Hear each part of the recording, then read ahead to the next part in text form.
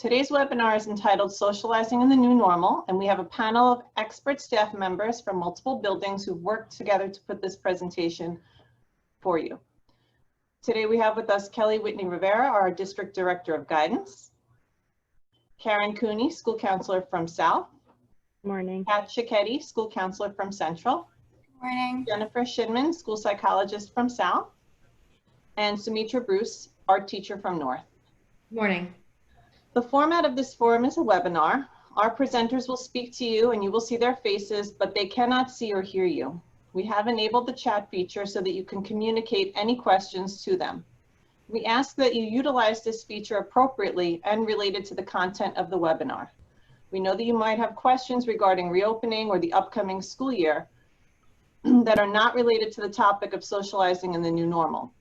Please direct those questions to the appropriate personnel at your home school. We appreciate you joining us here today, and we hope that you also join us again next week to discuss the transition to junior high and the transition to high school. Also tonight at 7 p.m. is our first parent webinar, so please encourage your parents to attend Coping and Balancing with us at 7 p.m. Thank you for being here again, and I'd like to hand it off to Ms. Cicchetti at this time to begin the presentation. Okay. Thank you, Ms. Mayo. So I'm going to get right into it. So let's talk about why has socializing rules changed? And I think we all know the answer to this. COVID-19, also known as the coronavirus, has dramatically changed the way we socialize. How does the virus spread? COVID-19 spreads mainly among people who are in close contact for a prolonged period. Spread happens when an infected person coughs, sneezes, or talks, and droplets from their mouth or nose are launched into the air and land in the mouths or nose of people nearby. The droplets can also be inhaled through the lungs or picked up by touching a contaminated surface and then touching your face. And why must we be so careful with this virus? Since people can spread the virus before they know they are sick, it is important that we practice social distancing and take the necessary steps to protect ourselves and others. Slide, please. So what is social distancing? Social distancing, also called physical distancing, means keeping a space between yourself and other people who are not in your household. To practice social distancing, you should stay at least 6 feet from other people who are not living in your household. And when you're trying to estimate what 6 feet is, it's roughly 2 arms length apart. Slide, please.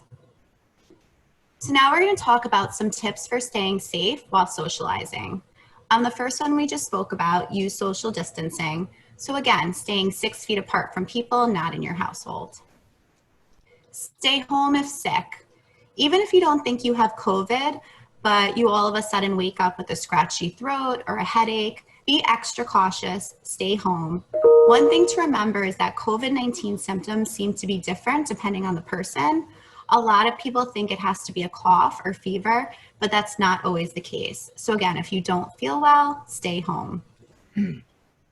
Wear masks. Right now in most stores and restaurants, masks are required. One thing to keep in mind is to make sure you're wearing the mask correctly. The mask should be snug on your face and cover your nose and mouth to be effective. And studies have shown that if 2 people are wearing a mask, their risk of transmission is super low. So the masks are very effective in keeping you safe if you wear them correctly. Hand sanitizer. Use hand sanitizer, especially when you're out and about and can't get to a sink. I know for myself, whenever I walk out of a store or a public place, I will quickly gel my hands. It takes about 2 seconds. And the CDC recommends that the hand sanitizer contain at least 60% alcohol. Whenever possible, try to keep social gatherings outside. You are much less likely to contract the virus outside because the virus's particles will quickly be diluted by the fresh air and fall to the ground quicker. If it's not possible and you have to be inside, try to make sure the room or space is well ventilated and open a window if possible. But again, if you can, try to stay outside. Next slide, please. Minimize gestures that promote close contact. So I know for a lot of us, we're used to giving hugs and kisses when we see each other, or even slapping hands. Try not to do that. I know some people are now doing the elbow bump, but also, just greeting the person or waving, and trying to keep the distance is the best thing. I know it takes time to get used to. I come from a very big Italian family. We're always trying to like kiss and hug each other.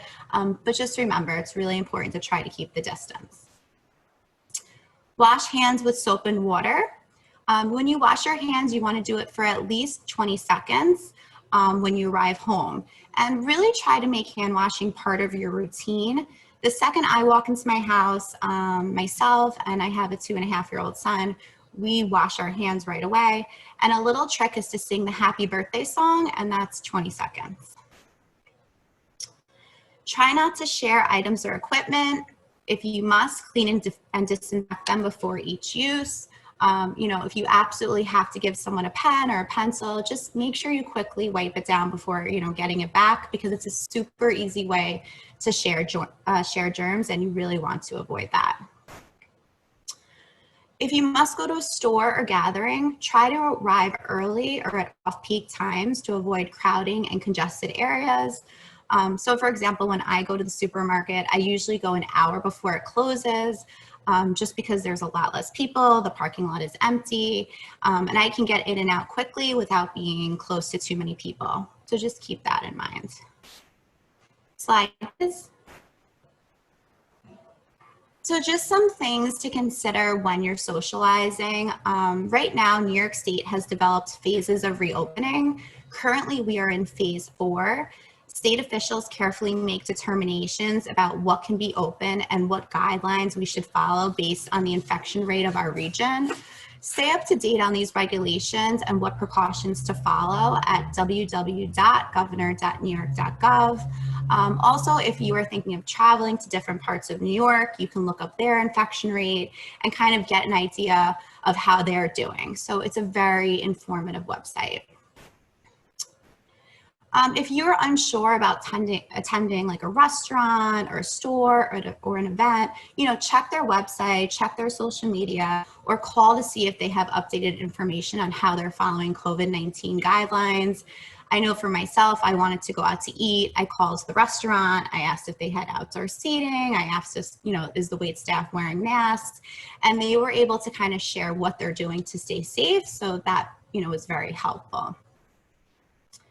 And then lastly, and I think, most importantly, go with your gut, do what makes you feel comfortable, consider your own unique situation.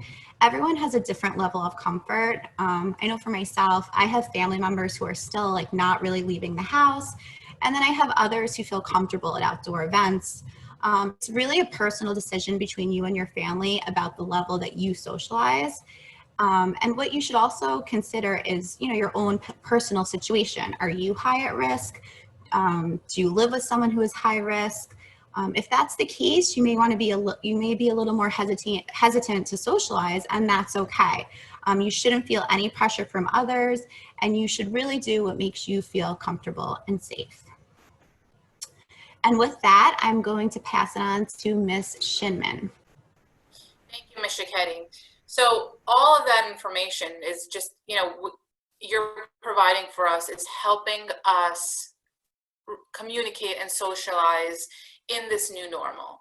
And I think initially, when our worlds got turned upside down for people all over the world, we thought, okay, well, this is temporary, this will end soon. And then it didn't. And now here we are about to go into another school year that will look drastically different from last year. And as far as us seeing our friends, family, doing things that we used to do, there are so many rules. And a lot of us might be getting frustrated and also losing hope, that when will things go back to normal? Will they ever go back to normal? And the more that we focus on, the future and thinking that we are so uncomfortable, the less we can focus on the now and making our lives the best they can be.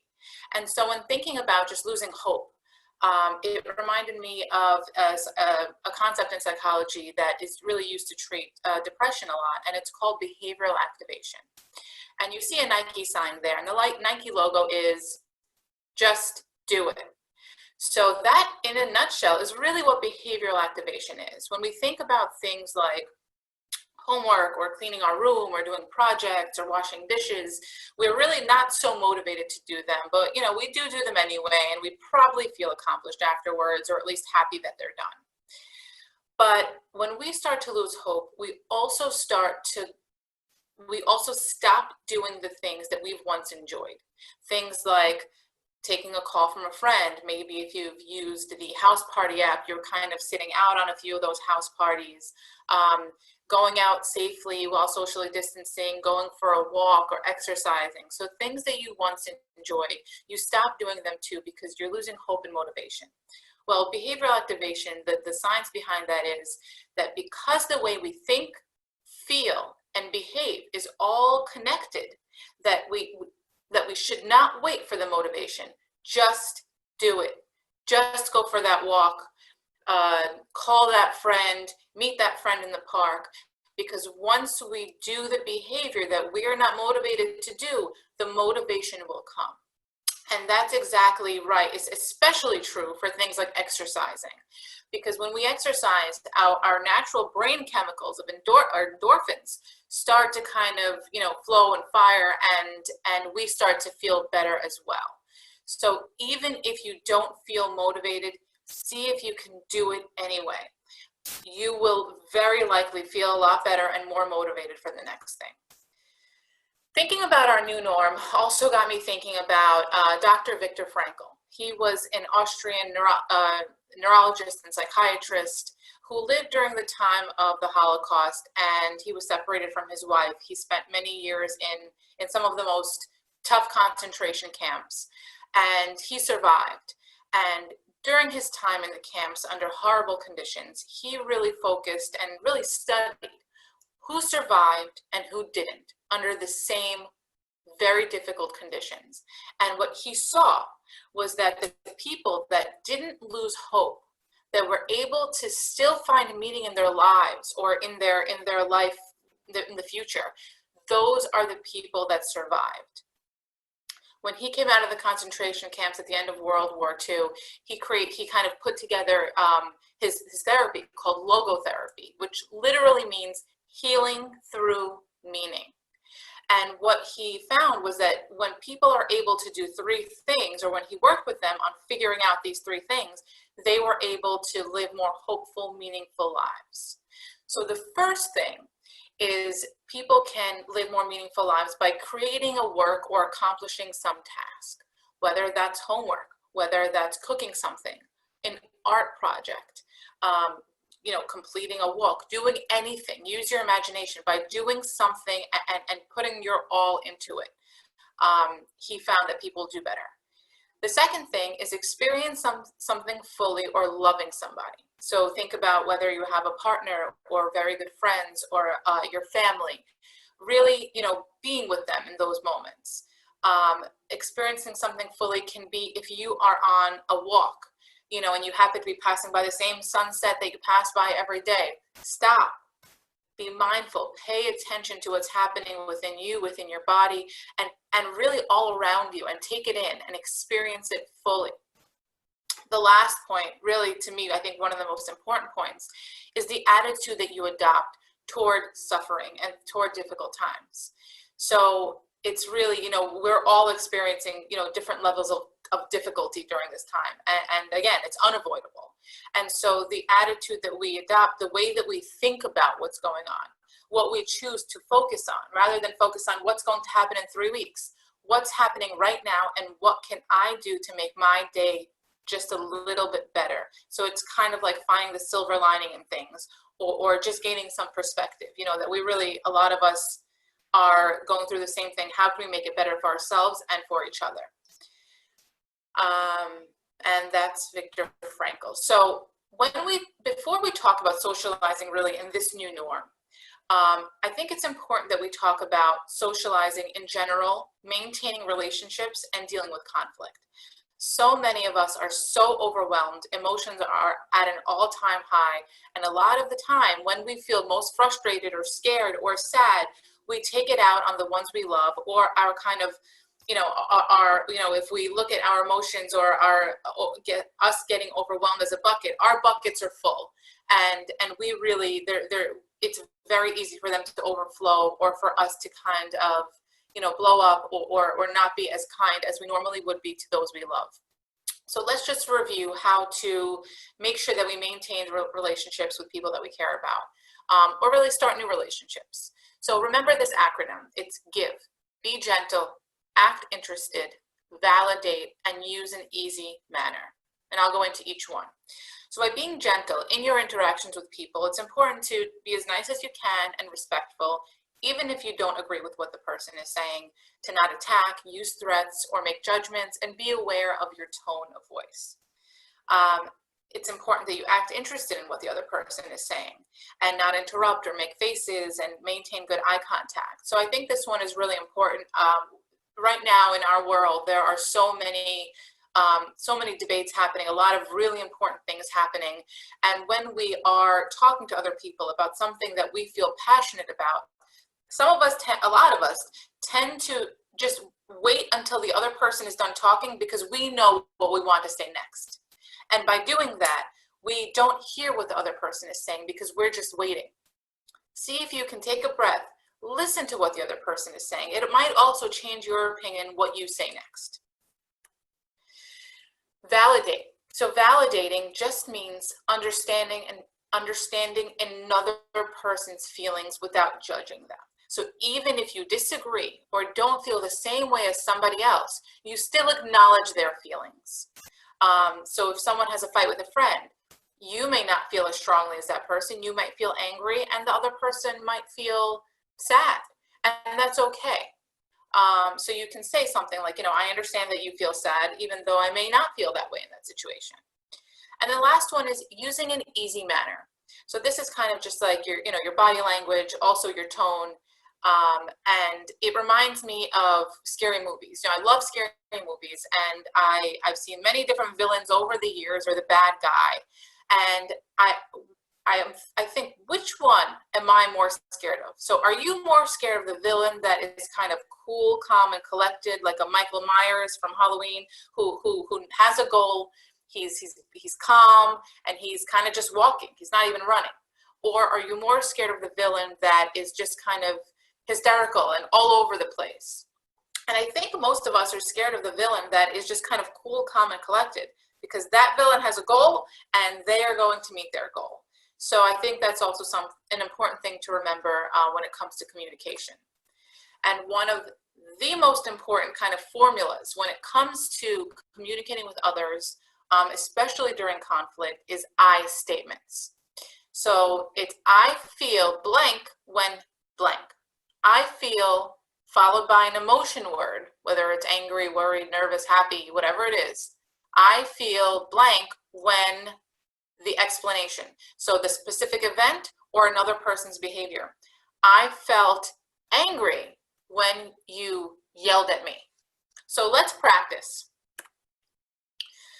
So in this scenario, Miss Cooney told me a secret, and she told me not to say anything, but I revealed the secret to Miss Shichetti. So Miss Cooney, what's something that you may say if you're not using your I statements? You're a terrible friend. I can never trust you again. I never want to be your friend again. Don't be my friend then. I'm a very good friend out there. What are you talking about? So here, Miss Cooney's upset about something specific, my revealing the secret, but she's attacking me, and when that's happening, all I think to do is defend myself. Let's see what happens if Miss Cooney uses an I statement. I felt really hurt when you told Miss Shichetti my secret. Oh, I'm sorry. I didn't realize that you said not to say anything. So again, what I did it was very clearly the action of someone that is not being the best friend at that moment. But when Miss Cooney is able to be specific about how she feels and what I did, my first reaction is not to defend myself, but address what she's talking about. Let's try another one. So here, I invited Miss Shichetti and Miss Bruce out for ice cream, but I left Miss Cooney out. You're so inconsiderate. You're so rude. I never want to be your friend again. Rude? I'm not a rude person. I do my best to be kind to everybody, and I'm definitely not inconsiderate. What are you talking about? Again, same thing. She's telling me there is something that she's angry about, and that's okay. But she is attacking me and calling me names, and I don't know where it's coming from. So again, when she's attacking, I'm defending, and that really is how communication a lot of the time goes. Let's see, Ms. Cooney, if you use your I statements. I felt really hurt that you invited Miss Cicchetti and Miss Bruce to ice cream and you left me out. Oh, well, that was only because you're lactose intolerant. I didn't think you'd want to come, but next time I'll do my best to invite you and include you. I'm sorry. So again, Thank you. Ms. Cooney's being very specific about what it is, what I did that hurt her, when she's able to kind of plug in the formula. And, you know, again, communication is much bigger than a formula, but this one works. And especially when our emotions are running high, we're feeling very angry, and it's difficult to kind of organize ourselves. It's an important formula to remember. So let's practice. Think about this. Your friend cancels plans last minute. But this time, not only did they not cancel, but they never show as you're waiting for them in the park. How can you use an I statement? And feel free, you can put it in the chat too. An I statement that I would use is, I felt sad and angry when you didn't show up to the park. Excellent. Let's practice another one. So now you're working on a group project, but one of the members of the group is not doing their part and you keep picking up the slack. How might you use an I statement to express yourself? Well, I would use, I felt very frustrated when I had to work on your part of the project along with my own part. We all have things going on, and that was just really unfair. Excellent. So what Ms. Cooney is doing is she's still being specific about what it is that she was not happy with and angry and frustrated about, but she's not attacking. So now we're going to go into staying safe out there, and Ms. Cooney is going to take over. Great. So as Mrs. Cicchetti was saying earlier, there are a lot of important practices that we all need to do while we're socializing out there. And that would be, you know, wearing our mask properly, socializing in small groups, keeping social distance, and of course, you may come across some peer pressure. So as our socialization time looks different and everyone's level of comfort is different, it's important that you're considering some new peer pressures that may come up with this. So with this pandemic comes a whole new topic of high-risk behaviors, which could be partaking in gatherings that do not follow social distancing, attending large gatherings, no mask requirements, and there may be times where you may feel embarrassed to admit that you're not comfortable either going to an event or a party, or going somewhere where social distancing is not going to be enforced. So it's important that you have a plan on how to respond not only to an invite, but also to respond and react while you are in those circumstances. So for example, let's say you're invited to a party. First, you want to ask how many people are attending this party before you commit to attending the party. Then you may want to consider some things that could change while you're at the party in the event that you decide to go.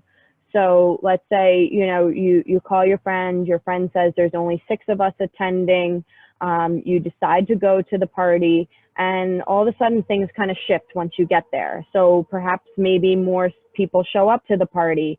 There's people there that aren't wearing their mask. Okay, so you want to have a plan for yourself to be able to remove yourself from these situations or to make yourself more comfortable. So some things that you could do is you could make an excuse. to why you have to leave. We always can make the best excuse of blaming our parents, right? So we could say, you know, my parents are really strict and I need to leave and I can't stay.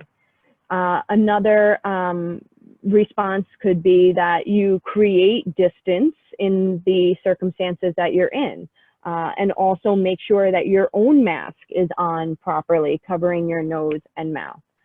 Or perhaps you feel comfortable asking politely to your peers for them to put their mask on or to move back to create that distance. But in all of this, the most important thing is that you're doing what makes you feel most comfortable and safe while respecting others.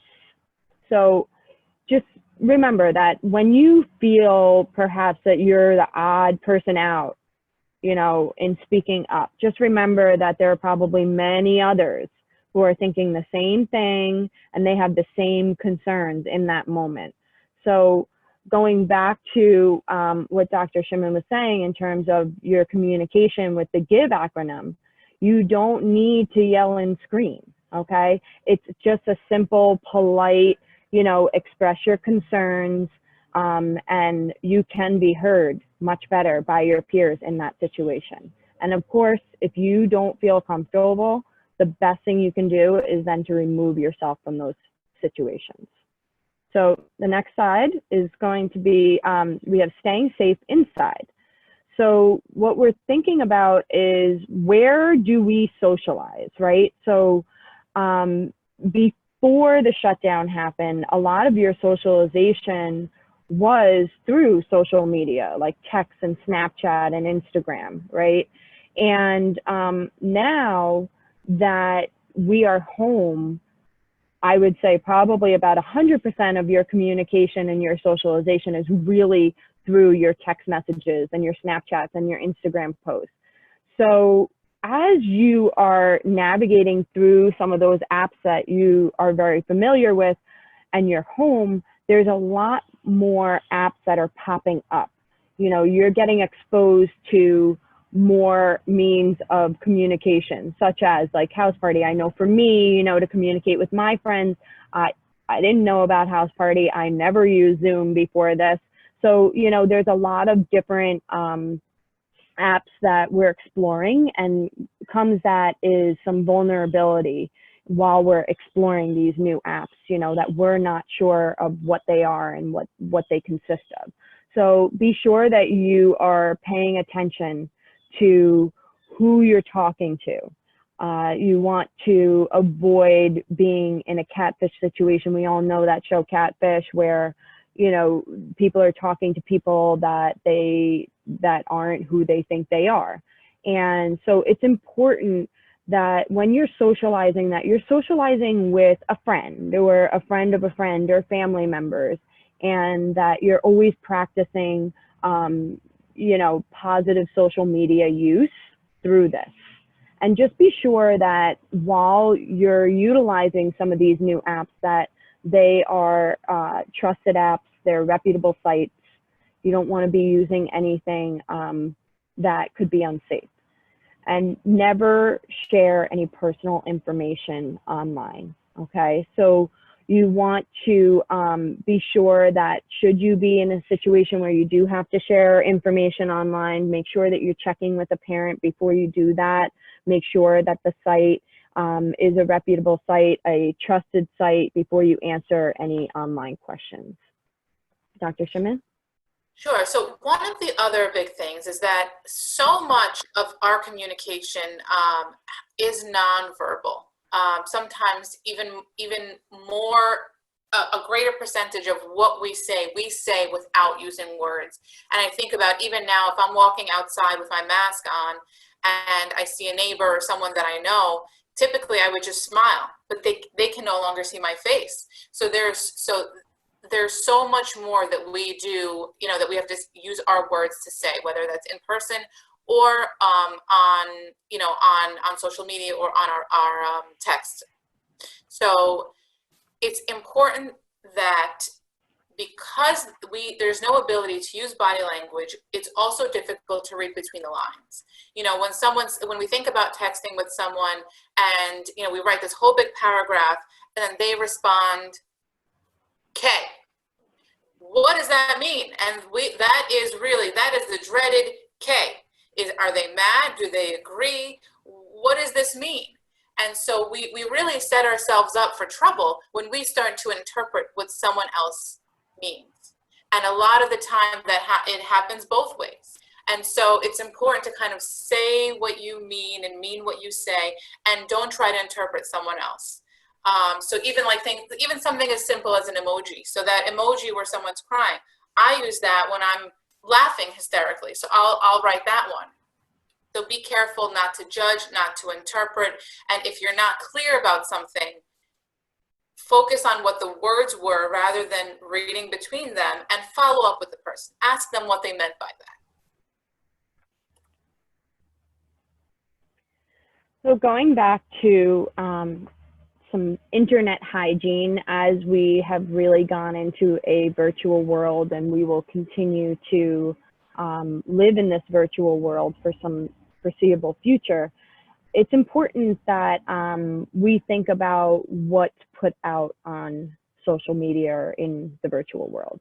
So we all know the virtual world is very filtered. So no matter how picture perfect a person's life may appear on social media, all of us have this real unedited parts of our lives that can be messy or difficult. So just remember that what you see is not necessarily what you get. So with that,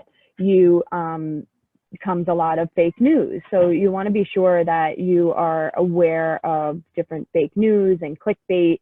So that is, in other words, you have a pop-up where a headline that appears on an app, that headline may say one thing, but once you read into the article, it's something completely different. So be mindful about what you're reading, and make sure that you read the entire thing to get the full story, and make sure that what you're reading is a reliable source. You want to schedule time to utilize your social media. So you want to set clear usage limits for yourself, so that way you're going on with a purpose. So you want to be clear about the purpose that you're logging on, and you want to stick to that purpose.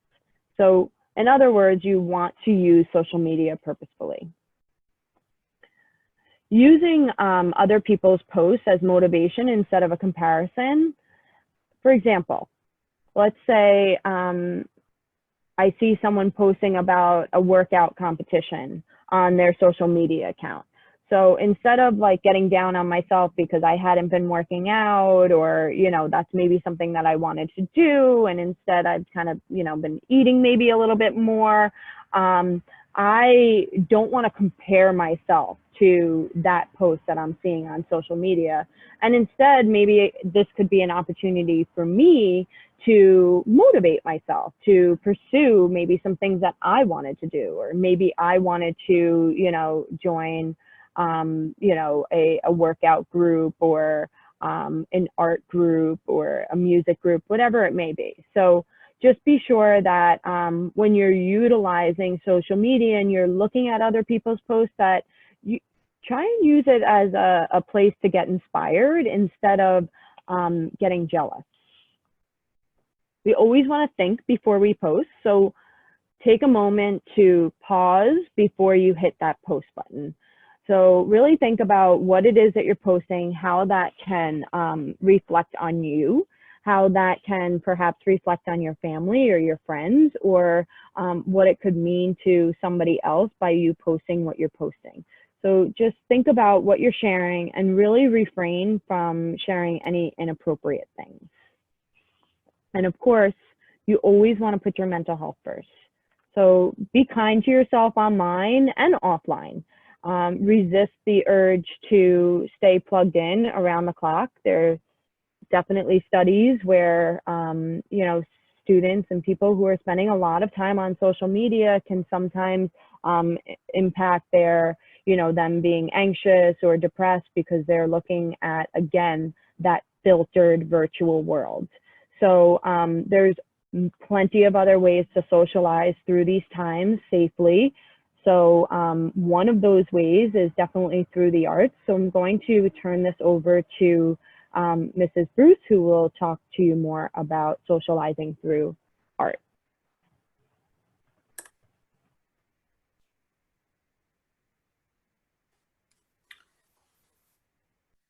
Good morning. So today I would like to talk about expressing yourself through the cultural art activities while still social distancing. So the first one that we could talk about is going for a simple walk. Using a sketchbook to draw quick sketches of what you're seeing in nature.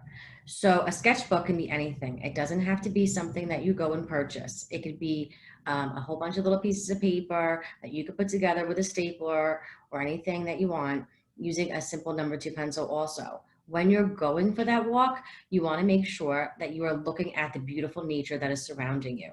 You could draw the flowers, the trees. If you're at a beach, draw a beach scene. If you're at a park, draw a park scene. Anything that you feel in nature that is beautiful and you want to draw, that's a great way to just get simple drawings down. And when you get home, you can look at your sketchbook and you could add to the sketches that you drew, or you can even color them in using colored pencils, number 2 pencil with blending techniques, or you can use markers, anything that you have that you want to color with. Another great way is doodling. Doodling is something that I love to do. It's a lot of fun, and you don't have to use any artistic talent to be able to doodle. Another thing, you just take any piece of paper to draw simple line drawings. You could do this inside, you could do this outside, doesn't matter. Same thing, any piece of paper, color pencils, markers. I like to doodle hearts and flowers and write my name in either bubble letters or black letters or anything that you want to draw. And then when you're done, you could see, oh my gosh, I have such a beautiful drawing of just little simple line drawings, and that's just doodling. Painting by numbers. So painting by numbers is a great way to paint. Following simple directions, you can have an amazing result. So you could order these sets online, or if you happen to be at a store, you can get them there. This is a great way to social distance in your home. So you could also do it with a family member. What these they are canvases of anything you want. There are so many different varieties. You can get flowers, you can get nature scenes, you can get landscapes, you can get dogs, cats, animals, anything you want, cityscapes. And what you do is these kits come with paint, brushes, and directions. And they're just little numbers. You follow the directions, and when you're done, you will have something that you want to hang on your wall. You could do it by yourself, or you could do it with people in your home. Another one is magazine collaging. So you could find old magazines, even junk mail, to create an expressive collage. Come up with a theme. So examples could be flowers, words, animals, or cars, or anything that you want. So you don't have to have magazines. You could save up all your junk mail, anything you want to use around the house that has words or that you're allowed to cut and paste. So I just did one recently for my parents. They have a place in the city, and I came up with a word collage, just using words of all the things in New York City. And it really came out nice. I framed it, and they actually hang it in their apartment. So those are just some examples. I do them all the time. They're so much fun, and you don't have to have any massive art materials to do it or any talent. It's just cutting and pasting. Another one is advanced coloring books. Those are the books that you could buy in the store, or you can buy them online. They come black and white, and you can color them any way you want using colored pencils, markers, crayons, even if you just want to use a number 2 pencil and use blending techniques to get your picture the way you want it to look. It's a great way to use your mind by enhancing an artistic talent. So by using these coloring books, you could also have another beautiful piece of artwork at the end while you're still social distancing. Next slide. Okay, experiencing art through the ability to social distance. There are different ways that you could experience art while still being able to social distance. So one of the things is going to sculpture gardens.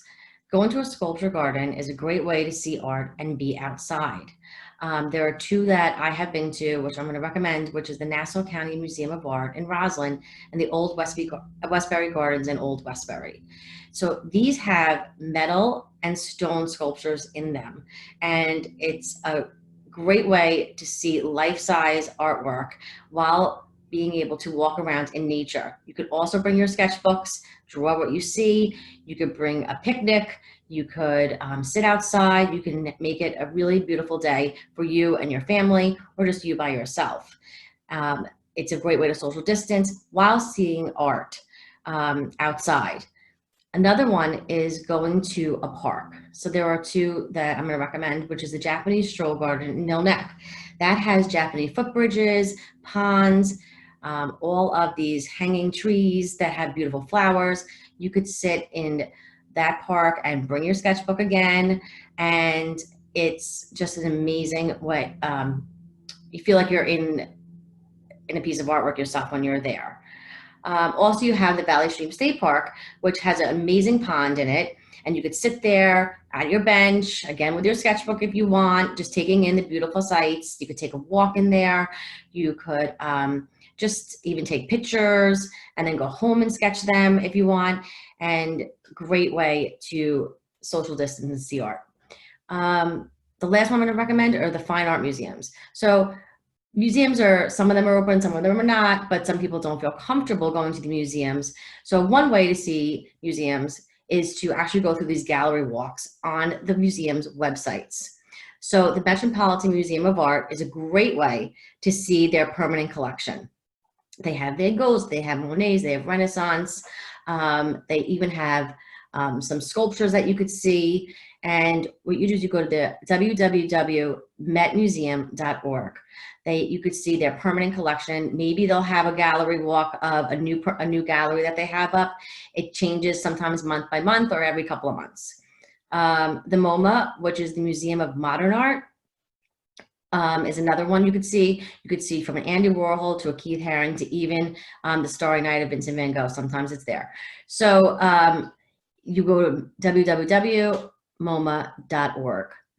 And then the last one I'm going to recommend is the Whitney Museum of American Art. So that has beautiful pieces of artwork of American artists, of the Jackson Pollocks, anything that you want to see. It's just a gorgeous museum. And they really did a good job, all three of these museums, with creating these gallery walks for people to visit their museums virtually. Next slide. So another thing that you could do at home and be creative and be very artistic, it's called defacing art. Defacing art is a fun way to make art at home. Using old pictures or magazine photos, you can make a simple picture into a fantastic piece of artwork.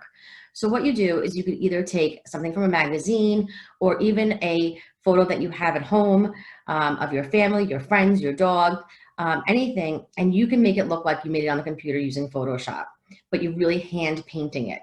So you could use paint markers or paint pens, and you could draw a simple line to change the picture completely into a modern masterpiece.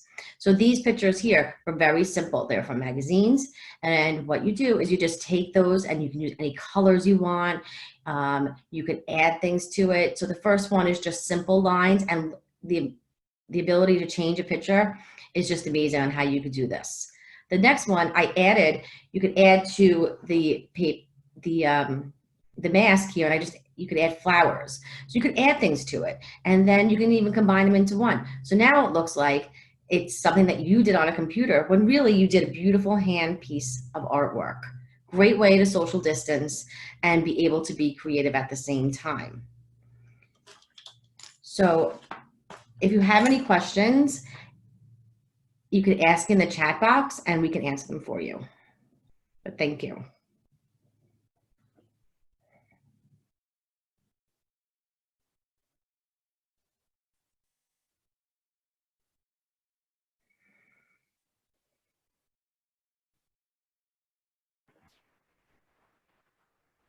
So there are no questions at this time. Oh, hold on. some people are very happy to see you guys. We thank you all for joining us today. And if you do come up with more questions that you have as time goes on, you absolutely can reach out to any of our panelists, or you can reach out to me at District Office, Kelly Whitney Rivera. Thank you for giving us time during your morning. Thank you to these wonderful presenters. And we hopefully will see you soon. We're at next week's. Have a good day, everyone.